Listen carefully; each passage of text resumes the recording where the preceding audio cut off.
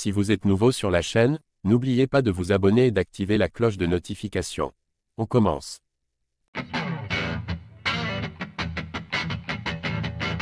Il a beau ne jamais l'avoir affronté, Jon Jones a longtemps entretenu une certaine rivalité avec Francis Ngannou à l'UFC.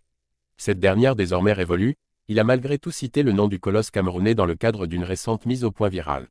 Cette affiche serait-elle aujourd'hui considérée comme la plus grande de l'histoire des poids lourds à l'UFC? Impossible d'en avoir le cœur net.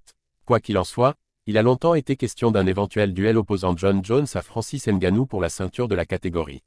Duel qui n'a au final jamais vu le jour, mais qui continue encore aujourd'hui de faire parler, plus d'un an après le départ du Predator au PFL. Jon Jones livre le fond de sa pensée sur Francis Ngannou. Cela fait maintenant quelques semaines que le spectre d'un combat entre Jones et Ngannou se remet à planer sur la planète Fight, y compris à l'initiative du clan du Camerounais. Or, ces dernières heures, Dana White a préféré revenir sur l'échec des négociations passées et le mettre sur le compte de son ancien champion afin de vanter une nouvelle fois Bones. Des propos auxquels celui-ci a d'ailleurs réagi sur X. Je remercie le patron pour ses commentaires en conférence de presse hier soir. On dirait que j'ai de belles options sur la table, le rêve de tout sportif. Mais pour l'instant, je dois me reconcentrer sur ma tâche actuelle. Malgré ce que certains pensent, Stipe n'est vraiment pas de la tarte. C'est fou, on vit dans un monde où tu peux passer de meilleurs poids lourds de l'histoire à rincer après une mauvaise performance.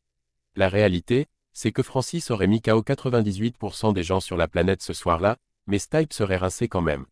Et le fait que Stipe n'a pas combattu depuis si longtemps implique qu'il a eu énormément de temps pour se remettre et se reconstruire.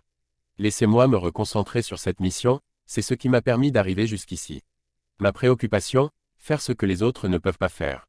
Ainsi, au lieu de s'attarder sur les compliments de son patron ou sur ce choc avorté contre Francis, l'Américain s'est épanché sur son title fight à venir face à Stipe Miocic. Un adversaire de 42 ans que beaucoup considèrent insipide, lui qui n'est plus entré dans la cage de l'UFC depuis le chaos que lui a infligé Ngannou. Or, pour Gigi, n'importe qui ou presque aurait subi le même sort ce soir-là contre le natif de Battier.